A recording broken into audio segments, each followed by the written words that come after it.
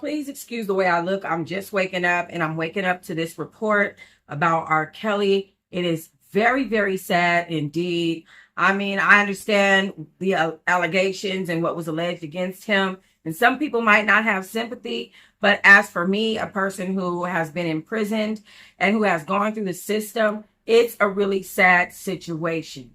First of all, let me point out that when you are in prison and when you are being I want to say pursue, okay, we'll use that word, pursue by someone in prison, there's two things that happen, okay? The number one thing is you want to say something, you kind of want to snitch, quote unquote, but if you snitch, everyone, and I mean everyone, will hate you. And then another thing that happens is you might have to retreat into your cell, which is not necessarily safe because you do eventually have to come out of it. And you might feel stuck, like no one is there to protect you, like you can't get away from this person that you deeply, deeply want to get away from. As for R. Kelly, we did hear that he has been making some friends while he's been in the big house, and those friends haven't been of great character, okay? However, he's had a couple of people that he's been able to hang out with. The sad part about that is that I'm hearing that these friends that he's been hanging out with have been drug dealers and drug doers. So there's recent reports that R. Kelly has overdosed while hanging out with these friends, okay? And as far as this assassination plot that's going on, I want to say that this is not the first time that we've seen somebody try to harm R. Kelly. So his lawyers are claiming that there is an assassination plot. I am not surprised about that. Not one bit surprised about that. If you remember back when he first was incarcerated, there was a bunkie that he had who stabbed him. So this is not something new. This is something that is to be expected and something that happens. Let me read you these reports. This is from NBC News. So within the past several days, Kelly's attorney have filed several motions in court alleging assassination attempts on Robert, which prosecutors have called deeply unserious. So the prosecutors are saying this ain't even serious. R. Kelly was hospitalized after surviving what his lawyers call an assassination attempt. His name is Robert Sylvester Kelly. He was taken to Duke University Hospital in Durham, North Carolina on Friday after he was administered an overdose of medication by prison officials. The court documents filed by Kelly's attorney state. Now, there are other reports, like I said, saying that he have been taking pills, overdoing his own pills with his drug doing friends and his pill serving friends. As I said, apparently there's a situation where they are giving each other's pills. So of course, based on that situation, and that happens in prison where one person might have a Seroquel or some other different type of medication, and it might have an effect that is desired by other people, and so they will start selling them. And so of course the prison facility is going to use that as a defense. That's of course. Anyway, R. Kelly's serving time at the Federal Correctional Institute facility in Butner after his 2021 conviction of racketeering and sex trafficking. Same thing going on with Diddy. Here's a quote: R. Kelly's life is in danger. The danger is coming from the Bureau of Prison Officials and their actions. Mr. Kelly needs court intervention. His life deeply depends on it. These allegations are the latest amongst a gang of allegations claimed by his attorney and defense team that the prison officials are actually trying to harm him. This comes days after R. Kelly's attorney, Bo Brindley, confirmed to social media outlets that he is seeking a presidential pardon for R. Kelly from Donald Trump. A spokesperson made a statement and said, for privacy, for statement, and security reasons, we don't discuss the conditions of confinement for any incarcerated individual, including medical and health related issues. Additionally, the Bureau of Prison does not comment on pending litigation matters or the subject of legal proceedings. So that was a quote from the prison.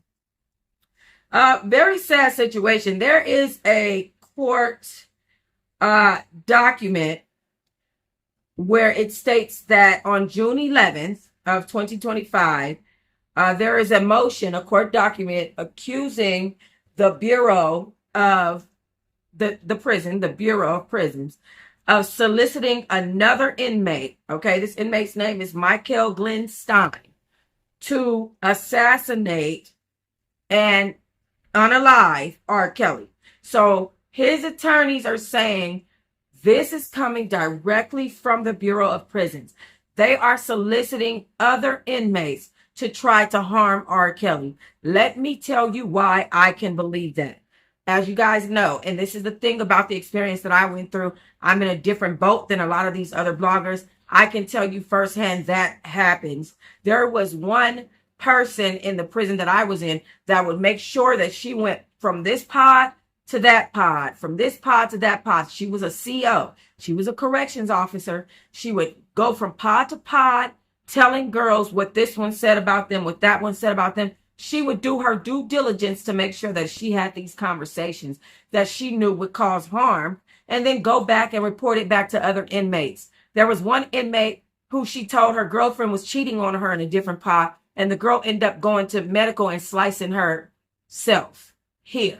So there are many COs who do things like that.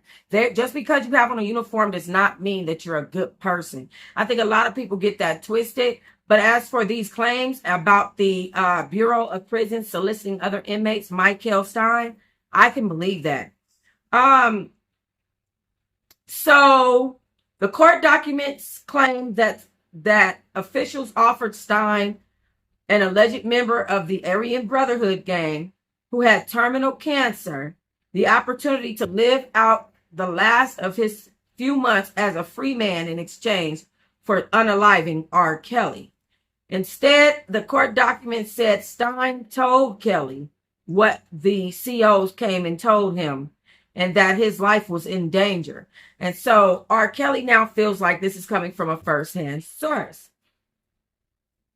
So his attorney, R. Kelly's attorney, wants him moved to a new detention facility. Okay.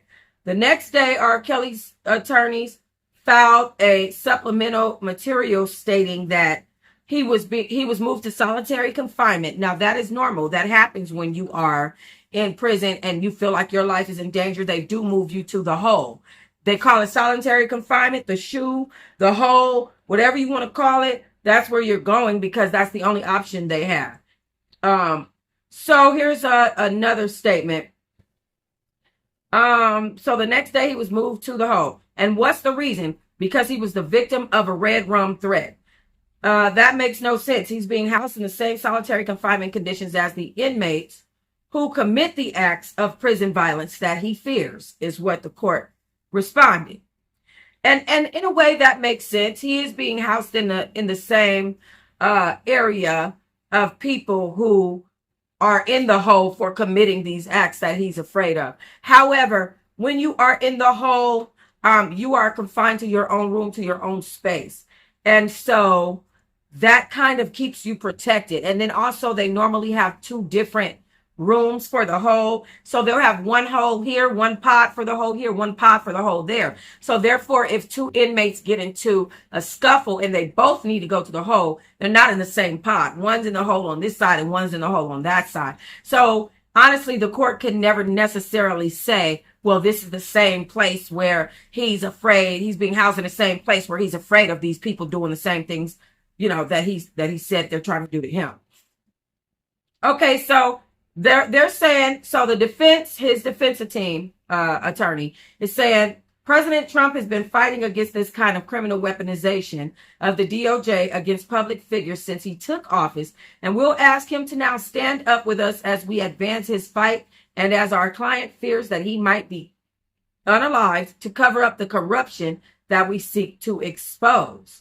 They filed a third motion on June 13th to move Kelly to home detention, so they want him on house arrest. The request says that it is the prosecutor said to this request, it is deeply unserious and theatrical. It's repugnant to the sentence that the court imposed for deeply disturbing offenses. So the prosecution said Kelly's motions makes a mockery of the harm that was suffered by the victim and flouts this court's previous ruling that this court lacks jurisdiction to entertain Kelly's complaints about the conditions of his confinement. Okay. So there was additional motions filed after he was hospitalized. They said that on Friday he fell to the ground after he started feeling faint and he had black spots in his vision. He heard one of the prison officers with him state, "This is going to open a whole new can of worms." They said at the hospital he was administered an overdose quantity of his medication that threatened his life, alleging that the doctors also found blood clots in his legs and lungs.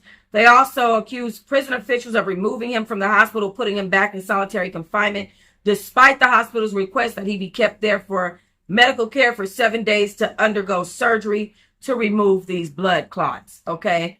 Now, let me tell you something. A piece of me does feel like this is a little theatrical. I'm not going to even hold y'all. A piece of me feels like there is a little bit of theatrics to all these claims. However, if the doctors had found clots in R. Kelly's lungs and legs, there's no way that the prison could just move him from there. Those are life-threatening situations. And my whole thing is this. I'm not sure why he thinks that it would be good for him, that it would be okay for him, that anybody would say, okay, let's take him out of prison after years of them trying to get him in prison. I mean, and then put him on house arrest or put him in a position where he can do anything sexual. That is the whole point of him being in prison, is to keep him away from the public because of his offenses. I don't doubt for 1 second that there are prison officials and inmates who don't like him based on the fact that he has perverse accusations or charges in his case. When you go to prison for stuff like that, most of those men want to unalive you just because you dealt with children. It's that simple. You know, it doesn't even have to be, it doesn't even have to be a little child, like 9, 8, 7. It can literally be a 17-year-old and it'll be the same way. It can be an 18-year-old. She can be grown. And because of your age, it'll be the same way. Those people have daughters. Those people have family, nieces and this, that, and the other. So yes, it gets them upset. I don't deny those claims, but I do feel like some of the claims and how it's an onslaught of, well, he's dealing with this and he's dealing with that and he's dealing with this and he's dealing with that. I feel like it is a little bit theatrical. I do. I'm not going to even hold y'all. But let me know what you think. Thanks for watching this good old video. I'm sorry about that interruption. If you guys happen to see that, I try to edit it out. But if it happens to be in there, my apologies. Like and subscribe.